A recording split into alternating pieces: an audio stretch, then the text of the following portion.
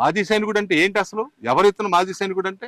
నువ్వు ఇక్కడ ఊళ్ళో ఉండి ఊళ్ళో తిరుగుకుంటా, ఊళ్ళో వాళ్ళని ఇబ్బంది పెట్టుకుంటా, వాళ్ళ నుంచి లంచాలు తీసుకుంటా, ఇష్టం వచ్చినట్టు చేసుకుంటా, మాజీ సైనికులు కూడా పట్టుకుని వాళ్ళకి ఆథరైజేషన్ ఉన్న లిక్కర్ తీసుకెళ్తుంది పట్టుకుని ఇరికించడం కోసం ప్రయత్నం చేయడం ఎంతవరకు సమంజసం? బార్డర్ రమ్మని చెప్పండి, వాళ్ళని తెలుసుద్ది. ఎవరైతే ఇక్కడ ఉండి లంచాలు తీసుకొని ఇష్టం వచ్చినట్టు అనుభవిస్తున్నారో నేను 100% చెప్తున్నా, వాళ్ళని బార్డర్కి రమ్మని తెలుసుద్ది. సార్, బార్డర్లో ఎండనక వాననక చలి, గడ్డగట్టుకుపోయే చలి, ఒంటేరు పోస్తే గడ్డగట్టుకుపోద్ది. అలాంటి ప్లేస్లో సర్వీస్ చేసి వచ్చాం. దేనికోసం? దేశ రక్షణ కోసం.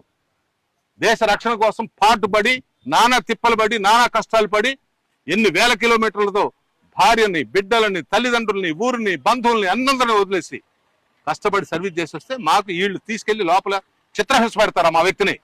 అంటే మేము చేతగాని వాళ్ళు అనుకుంటున్నారా? గుడ్డలో తీసుకొడతాం అనుకుంటున్నారేమో.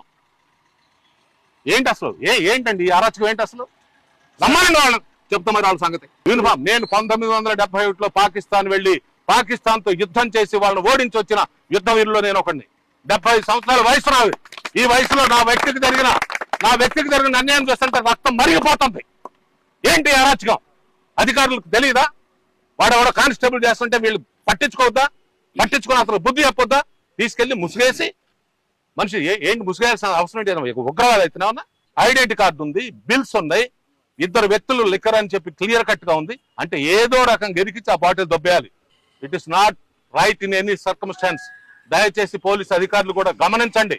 మీరు ప్రజల రక్షణ కోసం ఉన్నారు, ప్రజలను ఇబ్బంది పెట్టడానికి కాదు. పైగా మీ తోటి యూనిఫామ్ క్యాండిడేట్స్ మేము. మమ్మల్ని ఈ విధంగా హింసించడం ఎంతవరకు సమంజసం? మీరు రండి, లెట్స్ డిస్కస్. మా తప్పుంటే చెప్పండి.